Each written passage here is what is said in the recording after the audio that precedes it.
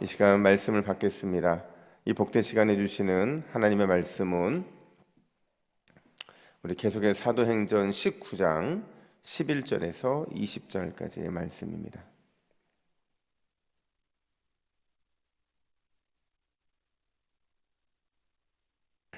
신약성경 220면 사도행전 19장 11절에서 20절까지의 말씀, 잃어버린 가장 중요한 것 두 번째 말씀을 받겠습니다. 우리 11절부터 교독하겠습니다. 하나님이 바울의 손으로 놀라운 능력을 행하게 하시니 심지어 사람들이 바울의 몸에서 손수건이나 앞치마를 가져다가 병든 사람에게 얹으면 그 병이 떠나고 악귀도 나가더라. 이에 돌아다니며 마수라는 어떤 유대인들이 시험 삼아 악귀 들린 자에게 주 예수의 이름을 불러 말하되 내가 바울이 전파하는 예수를 의지하여 너희에게 명하노라 하더라. 유대의 한 제사장 스게와의 7 아들도 이 일을 행하더니 악귀가 대답하여 이르되 내가 예수도 알고 바울도 알거니와 너희는 누구냐 하며 악귀 들린 사람이 그에게 뛰어올라 눌러 이기니 그들이 상하여 벗은 몸으로 그 집에서 도망하는지라. 에베소에 사는 유대인과 헬라인들이 다 이 일을 알고 두려워하며 주 예수의 이름을 높이고 믿는 사람들이 많이 와서 자복하여 행한 일을 알리며 또 마술을 행하던 많은 사람이 그 책을 모아 가지고 와서 모든 사람 앞에서 불사르니 그 책값을 계산한 즉 은 5만이나 되더라. 이와 같이 주의 말씀이 힘이 있어 흥왕하여 세력을 얻으니라. 아멘. 여러분, 우리가 삶에서 경험하는 모든 변화에는요 특별한 동력이 필요해요. 이 말은 바꿔 말하면 그냥 막 변화되고 이런 게 아니라 어떤 모멘텀이 있어서 이런 변화에 대한 동력이 생기게 된다는 겁니다. 예를 들면 이런 거죠. 여러분, 우리가 물을 끓인다고 이렇게 포트에 물을 담아놓고 가만히 기다리면 물이 끓습니까? 끓지 않죠. 이 물을 끓이려면 어떤 동력이 필요하냐면 에너지를 열로 변화시키는 이런 변화시켜 공급하는 동력이 필요하다라는 거예요. 자동차도 마찬가지죠. 우리가 자동차를 움직이기 위해서는 연료를 공급해서 엔진으로 돌리는 그런 동력도 필요하다라는 거예요. 그럼 여러분, 사람을 변화시킬 때는 어떤 동력이 필요할까요? 사람을 변화시키는 동력. 사람을 변화시키려면 그 사람을 변화시키게 하는 유일한 동력, 그건 바로 하나님의 능력이라는 겁니다. 여러분, 우리가 지난 시간에 본문을 다루면서 어떤 얘기를 제가 다뤘냐면요, 하나님의 동력, 사람을 변화시키는 하나님의 동력이 무엇인가? 말씀과 성령밖에 없다. 제가 이렇게 말씀을 드렸어요. 그러니까 바울이 에베소에서 2년 3개월 동안 사역을 했거든요. 근데 바울의 사역의 초점은 사람을 변화시키는 거예요. 세우는 거죠. 예수님의 신실한 제자로 만들기 위해서 그가 행했던 두 가지 핵심 축은 말씀이었고 또 성령이었다. 이렇게 말씀을 드렸어요. 여러분, 제자들을 따로 세웠잖아요. 그리고 나서 말씀과 성령에 따라 훈련을 했는데 그 훈련을 하는 가운데 예수님을 더 깊이 알아가게 했고 그분이 걸어가신 길을 걸어가게 만들었고 또 그분의 삶과 또 그분의 목적 또 그분이 머물렀던 시선에 똑같은 걸 보게 만드는 그 모든 것들을 통해서 예수님의 제자를 만들고자 했던 게 바울의 목적이었어요. 이렇게 했던 이유 중에 하나가 뭐냐면 그들이 예수님의 팬이 되기를 원치 않았다고 말씀을 드렸죠. 팬이 아니고 뭐가 되기를 원했다고 말씀드렸죠? 참 제자가 되기를 원했다. 이렇게 제가 말씀을 드렸습니다. 오늘의 본문도 동일한 초점이에요. 근데 이제 좀 다른 게 있다고 한다면 분명히 에베소 교회가 이 훈련을 받으면서 제자 훈련이 되면서 변화되거든요. 그 변화의 과정 가운데 하나님의 능력이 나타나게 됩니다. 에베소 교회를 제자 훈련시키고 있는 훈련자 바울, 그를 통해서 어떤 능력이 나타나게 됐는데 그 능력이 과연 어떤 의미가 있는 것이고 그 의미가 어떻게 에베소 교회를 변화시켰는지 오늘 그 두 가지 관점으로 좀 살펴보겠습니다. 첫 번째로 말씀과 성령의 훈련이 제자 훈련으로 또 제자들로 하여금 비상한 기적을 경험하게 만들었다. 오늘 보면 이렇게 말을 합니다. 우리 11절 말씀을 보면 하나님께서 바울의 손으로 아주 놀라운 능력을 행했다 이렇게 말을 하고 있거든요. 근데 어떤 기적이었느냐? 우리 12절 말씀을 같이 읽습니다. 12절입니다. 시작. 심지어 사람들이 바울의 몸에서 손수건이나 앞치마를 가져다가 병든 사람에게 얹으면 그 병이 떠나고 악기도 나가더라. 아멘. 오늘 보면 심지어 이렇게 말하고 있거든요.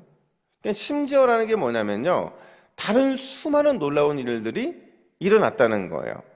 그리고 그 일어났던 놀라운 일들 중에 하나가 뭐냐, 바울의 몸에 있던 물건이 사람을 치료하거나 귀신을 떠나게 만드는 그 기적을 행하는 어떤 매개체가 되었다라는 거죠.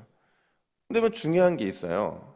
여러분, 바울의 이 몸에서 어떤 능력이 나갔다고 말을 하면서 지금 오늘 본문에 보면 두 가지가 샘플로 등장을 하죠. 그게 뭐예요? 바울의 손수건과 앞치마예요. 왜 누가는 바울의 능력이 나간 매개체를 손수건과 앞치마 이 두 가지로 말을 하고 있을까요, 여러분?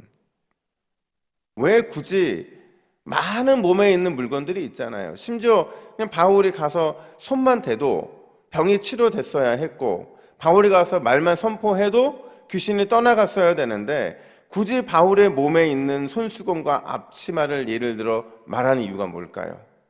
그 이유는 이게 지금 바울의 삶에서 손수건과 앞치마라는 게요, 일상을 의미하기 때문에 그렇다는 거예요. 바울이 언제 손수건과 앞치마를 두르고 있었을까요? 자신의 생업을 할 때. 천막을 만드는 그 일을 하는 가운데 이 손수건과 앞치마가 필요했잖아요. 그게 지금 뭘 얘기하고 있냐면 바울을 통한 능력이요, 그냥 어떤 특별한 이벤트로 나타난 게 아니라 일상에서 나타났다는 걸 의미하는 거예요.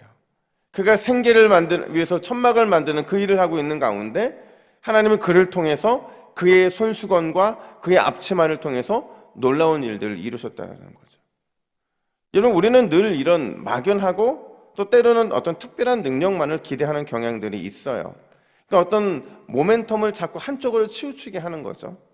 예배하는 가운데서 기적을 경험하기를 원하고, 기도하는 가운데서 특별한 능력을 입기를 우리는 원하며 살아가고 있다고요.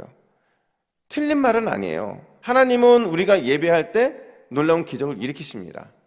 하나님은 우리가 기도할 때 놀라운 능력을 경험하게 하세요. 근데 그때만 하는 게 아니라 하나님의 기적은 일상을 통해서도 나타날 수 있다라는 겁니다. 특별히 제가 새벽 한 3일째 이 제자훈련 얘기를 하고 있어요. 제가 의도적으로 한 게 아니고요. 하필이면 이 사도행전 18장과 19장은 제자훈련 관련된 얘기를 너무 깊게 다뤄주고 있거든요. 근데 제가 제자훈련을 생각해 보면 이 훈련은요, 일상의 훈련이라 할 수 있어요. 그러니까 우리가 일상을 살아가면서 잊고 살아갔던 그 제자를 만드는 것, 그게 이 제자훈련이거든요. 우리가 하루 24시간을 예수님을 위해 살아갈 수 있다고 한다면, 또 일주일에 168시간을 주님을 위해서 헌신하면서 그분과 함께 살아갈 수 있다고 한다면, 또 한 달 720시간을 예수님의 신실한 제자로 살아낼 수 있다고 한다면, 우리 역시도 바울처럼 이런 놀라운 일상의 기적들을 이루어낼 수 있다라는 겁니다. 제가 얼마 전에 이제 하영주 목사님의 설교 한 편을 이렇게 듣는데요. 돌아가셨잖아요. 근데 돌아가신 지가 꽤 됐는데도 하영주 목사님 설교를 듣다가 막 은혜가 돼요. 근데 제가 어떤 설교에 하나에 꽂혔냐면, 목회자는 절대로 세상을 변화시킬 수 없다는 얘기예요. 그러니까 그 말을 듣는데 한편으로는 목회자로서 되게 기분 상하는 거예요. 진짜 그럴까? 근데 목사님이 하시고 하신 말씀은 뭐였냐면, 목회자는 세상과 접촉점이 너무 없다는 거예요. 왜냐하면 교회 사역을 하기 때문에. 그러면 세상과 접촉하는 사람이 세상을 바꿔 나가야 되는데, 그 세상과 접촉하고 살아가는 사람이 누구냐는 거죠. 누구예요? 성도들이죠. 그러면 성도들이 제자가 되도록 서포트하고 후원하고 그들을 훈련시키는 것, 이건 또 누구 역할이라는 겁니까? 목회자의 역할이라는 거예요. 그러면서 하영주 목사님이 그 얘기를 하시는데 너무 공감이 되는 거예요. 그리고 다시 한번 오늘 본문을 봤더니, 이거 상상해 보세요. 바울은 에베소 교회 2년 3개월 동안 에베소 교회 성도들을 훈련하는 훈련자였잖아요. 이 훈련자였던 바울이 자신의 텐트를 만드는 일상 가운데 놀라운 기적의 통로가 되는 것을 자신이 훈련시키는 훈련생들이 봤다고 생각해 보세요. 얼마나 큰 기대감이 생겼을까요? 우리도 제대로 예수님의 제자가 될 수 있다고만 한다면 저런 능력을 경험할 수 있겠구나. 아니, 저런 경험을 하게 만드는 매개체가 될 수 있겠다라는 어떤 기대감을 갖지 않았을까요? 그런 면에서 우리는 너무 소극적이죠. 예수님의 제자가 되는 일에 소극적이고 주님의 그 놀라운 기적이 나를 통해 이루어질 수 있다는 사실에 대해서 소극적으로 살아가고 있다는 거예요. 근데 오늘 본문은 우리에게 그렇게 강하게 푸시하는 거죠. 너희도 예수의 제자가 될 수 있다고 한다면, 그 제대로 된 훈련만 받을 수 있다고 한다면 똑같은 기적의 주인공이 될 수 있다. 지금 이걸 말하고 있는 거예요. 이전 제 교회에서 하루에 24시간 릴레이 기도를 한 적이 있어요. 지금 제가 보니까 6차인가 5차 하고 있더라고요. 근데 이 처음 시작을 제가 했었거든요. 다 총괄을 하고 같이 24시간 내내 이 시간을 짜서 하루에 1시간 혹은 2시간씩 교회를 늘 나와서 기도를 하는 겁니다. 그러다 보니까 보통 24시간이니까 밤에 새벽 늦게는 성도들이 잘 안 해요. 그 시간대를 이제 목회자들이 가끔 하고 채워놓고 그랬는데, 그날은 하루 이제 새벽 예배 끝나고 아침에 기도를 하는데, 이제 본당에서 나와서 기도실에 가서 기도를 해요. 근데 이제 기도 끝나고 나오다가 그냥 오정호 담임 목사님 만난 거예요. 근데 그분이 한 번도 그런 얘기를 한 적이 없는데 갑자기 저하고 같이 교육자들 몇 명 있었는데 이렇게 얘기하시는 거예요. 야, 오늘 하나님의 특별한 은혜를 경험했다, 이러시는 거예요. 그래서 저도 궁금하니까 목사님 무슨 어떤 특별한 경험을 하셨습니까? 했더니 이거 말하면 안 되는데 이러시면서 말씀을 하시는 거예요. 그러니까 이런 말씀이셨어요. 기도하는데 갑자기 이 어떤 옷인지 깃털 같은 것인지가 푹 떨어지면서 목사님을 이렇게 따뜻하게 품어주시더라는 거예요. 그러니까 본인은 이런 경험을 거의 한 적이 없대요. 근데 기도하는데 하나님이 그 경험을 딱 하게 하셨다고 하시는데, 여러분 그 다음에 어떤 현상이 나타난 줄 아세요? 그 비밀을 안 자들이 목사님이 앉으셨던 그 근처에 서로 앉으려고. 그래서 제가 그걸 보면서 뭘 느꼈냐면, 이게 하나님께서 은혜를 주셨던 그 현장을 목격하거나 듣거나 그거에 대한 어떤 사모함이 있는 사람들, 그 사람을 통해서 하나님은 또 그런 어떤 은혜에 대한 갈망함을 갖게 하시는구나라는 생각을 하게 되더라고요. 여러분, 성령과 말씀으로 매일 훈련받게 된다고 한다면 하나님께서 반드시 우리의 일상에도 비상한 기적을 경험하게 하실 줄로 믿습니다. 그러려면 동력이 필요해요. 그 동력이 말씀을 사모하는 것이고 더 성령의 은혜를 갈망하는 제자가 되어야 된다는 거예요. 저는 우리 교회에도 동일한 은혜의 바람이 일어나기를 간절히 축복합니다. 그래서 누군가가 이 모멘텀이 돼야 돼요. 누군가가 이 은혜의 새바람을 일으키는 모멘텀이 되어서 그 사람을 통해서 하나님이 그 비상한 능력을 이루셔야 된다는 거죠. 저는 이 비상한 이 능력의 이루어짐의 그 시발점이 저와 여러분들이 되기를 간절히 축복합니다. 뿐만 아니라 말씀과 성령의 훈련은요, 하나님을 경외하게 만드는 그 열매를 가져오게 한다는 거죠. 여러분, 오늘 본문에 보면 재미난 사건 하나가 발생하잖아요. 하나님의 비상한 능력을 보자마자 마술을 행하던 모든 유대인들이 바울을 따라하기 시작합니다. 마치 주술처럼 바울의 하나님, 그 이름으로 귀신을 쫓는 그 일들을 하는데, 그 중에는 이 제사장 스가와의 7 아들들이 있어요. 근데 참 재미나는 게요, 한번 누군가가 찾아봤대요. 유대 안에 있는 이 제사장 이 라인 중에서 스게와라는 사람이 있을까? 근데 없다는 거죠. 그러니까 이 본문이 정확하게 어떤 팩트에 의해서 정리된 건지는 모르겠지만 어쨌든 자칭 제사장이라고 말하고 있는 스게와의 7 아들들이 있었는데, 그가 바울을 따라하다가 큰 창피를 당해요. 우리 15절과 16절 말씀을 같이 읽어볼까요? 시작. 악귀가 대답하여 이르되 내가 예수도 알고 바울도 알거니와 너희는 누구냐 하며 악귀 들린 사람이 그에게 뛰어올라 눌러 이기니 그들이 상하여 벗은 몸으로 그 집에서 도망하는지라. 여러분, 무엇을 얘기하냐면 지금 벗은 몸으로 도망했다고 하잖아요. 그러니까 얼굴 들고 돌아다닐 수 없을 만큼 창피를 당했다는 거죠. 그러니까 한마디로 말하면 완패했다는 거예요, 사단한테. 이 흉내낸 사람의 결말이 바로 이거거든요. 근데 중요한 거는요, 그들이 완패당했다는 게 오늘 본문의 핵심은 아니에요. 오늘 본문의 핵심은 뭐냐면 이 일을 통해서 에베소 사람이 어떤 반응을 가졌느냐. 17절 18절 보니까 두려워했대요. 주 예수의 이름을 높였고 공개적으로 회개했다 이렇게 말을 합니다. 그리고 심지어 19절에서는 자신들이 의지했던 그 마술책을 불태우는 결단까지 했다라는 거예요. 여러분, 에베소가 어떤 곳이에요? 주술이 그렇게 유명했고 마법과 마술로 유명했던 데가 바로 에베소거든요. 근데 거기가 변화됐다는 겁니다. 어느 정도까지 변화됐느냐? 우리 20절도 같이 읽습니다. 시작. 이와 같이 주의 말씀이 힘이 있어 흥왕하여 세력을 얻으니라. 아멘. 에베소 교회가요, 이제 그들이 추구해 오던 수많은 마술과 이 주술들이 어느 정도 물러가게 되고 그 자리에 하나님의 그 영광스러운 나라가 임하기 시작했다 이렇게 말하고 있는 거예요. 그리고 에베소가 더욱 하나님께 돌아올 수 있는 그 출발점을 얻게 되었다라는 거죠. 여러분, 이게 훈련의 열매라는 겁니다. 제자 훈련은 잠들어 있는 한 영혼을 깨워서 예수 그리스도의 정병을 만드는 거예요. 그래서 공동체를 변화시키고 세상을 변화시키는 게 이 훈련의 가장 중요한 모토거든요. 가정이 변화된다고 생각해 보세요.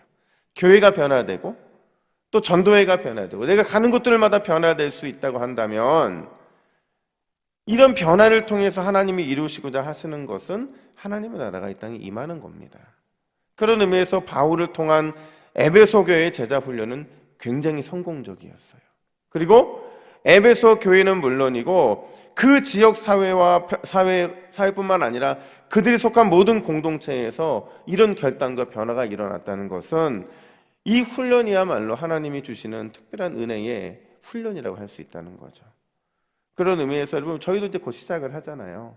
저는 에베소 교회를 우리 교회가 제자훈련 전에 만나게 된 것은 굉장히 특별한 은혜라고 저는 확신합니다. 그래서 우리 교회가 변화되고 우리 교회가 변화되면 반드시 서동적 변화될 수밖에 없어요. 그러니까 서동이 변화되면 많은 금정구의 사람들이 변화될 겁니다. 저는 그렇게 기도하거든요. 그리고 금정구가 변화되면 부산이 변화될 수밖에 없어요. 가장 변화 안 되는 게 금정구잖아요. 그죠? 외관 생활로도 가장 변화 안 되는 게 금정구인데 금정구에 선한 것이 무엇이 있겠느냐? 마치 예수님의 나사렛에 있었던 그 말처럼. 근데 우리는 분명히 우리 금정구가 그렇게 변화될 줄을 저는 믿어요. 그 변화를 위해서 우리 모두가 함께 기도하기를 간절히 원하는 거죠. 오늘 기도 제목을 보세요. 우리 기도 제목 두 가지 함께 읽습니다. 시작. 주여, 우리 교회가 제자 훈련을 통해 비상한 일상의 기적을 경험하게 하옵소서. 내가 먼저 영적인 잠에서 깨어나 예수 그리스도의 정병으로 훈련받아 공동체를 변화시키는 도구로 쓰임받게 하옵소서. 할렐루야. 우리 이런 기도 제목을 함께 기도할 때에 준비된 기도가 놀라운 기적을 만들어내는 통로가 될 줄로 믿습니다. 기도하겠습니다. 하나님 아버지, 결국에는 한 영혼을 깨워 훈련시키는 2년 3개월의 바울의 사역이 이렇게 엄청난 변화와 엄청난 능력으로 나타났음을 보게 됩니다. 하나님, 우리도 그 훈련에 대한 소망과 갈망이 있도록 인도하여 주시고 우리가 영적인 잠에서 깨어나 예수 그리스도의 정병으로 온전히 세워져 세상을 변화시키는 축복의 통로로 사용되게 하여 주시옵소서. 하나님, 우리 동부교회는 반드시 그 일에 부름을 받아서 쓰임받게 될 줄로 믿습니다. 하나님, 온전히 주님의 그 은혜를 사모하게 하여 주시고 그런 사모하는 자들의 심령을 통하여 놀라운 역사를 이루어 주시옵소서. 감사드리며 예수님의 이름으로 기도하옵나이다. 아멘.